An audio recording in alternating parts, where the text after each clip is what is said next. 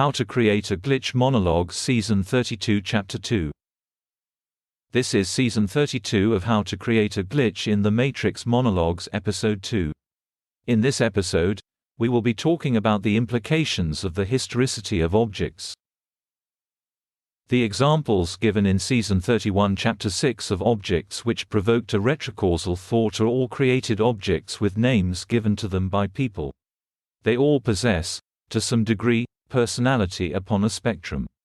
That is, there is a personal component as well as an ideal component to their substance. Moreover, in Episode 7, we talked about how objects can often be imbued with some degree of subjecthood, via our reactive responses, in response to our intentionality. This subjecthood manifests in the degree to which we are rendered contingent to them in the passage of our consciousness from one moment to the next. That is to say, any such object with some limited personality can seem to exert a kind of intentionality according to its design, and the degree to which we subjugate our consciousness to it. Let me explain. Suppose you are using a stapler and it isn't working properly. You press down on it, and no staples come out of it to staple the page. You become angry at it. You use a second stapler and it works perfectly. You could ascribe the first stapler a non-compliant attitude, oppositional nature, if you so chose. The second stapler an affirming intentionality. The mere fact that we can ascribe this kind of intentionality to the objects gives them a kind of consciousness of a limited kind. Now, when we share a common orientation to some object, we know that creates a gateway between two consciousnesses. The degree to which that object is in common with different people in different places is the degree to which that object can produce a gateway between them.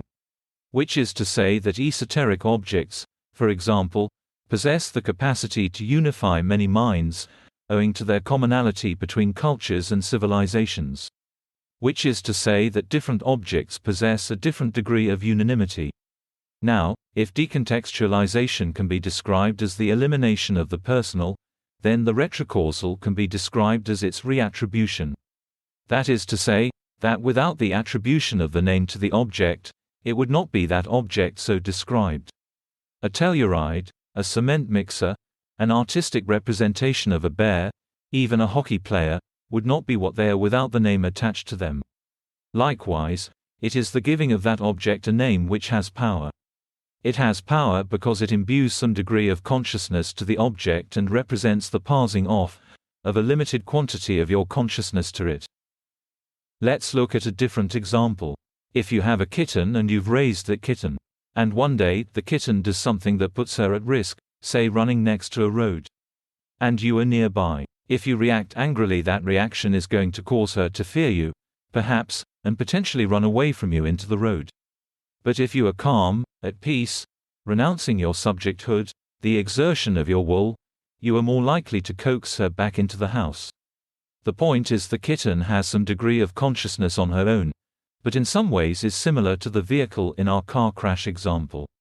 If you exhibit reactive emotionality towards that object, releasing your will or consciousness to the object, you are potentially rendering your passage in the next moment to a place of contingency to it, first and foremost.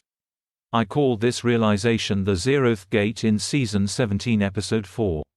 It is the realization that giving in to attachment, when the object of that attachment may have its own limited consciousness, violative of your intentionality or will, makes your consciousness contingent upon it. The idea was that in renunciation of the objects of consciousness, one can maintain one's being unimpeachably. Preserve oneself even in the face of the greatest threat to one's physicality. But more importantly, the lesson with the kitten tells us that sometimes the execution of one's will requires recognition of the consciousness of our object, such that only in renouncing it do we have any hope of saving it. Now, what does this have to do with our examples in relation to the retrocausal? To bring it all back to the earlier examples.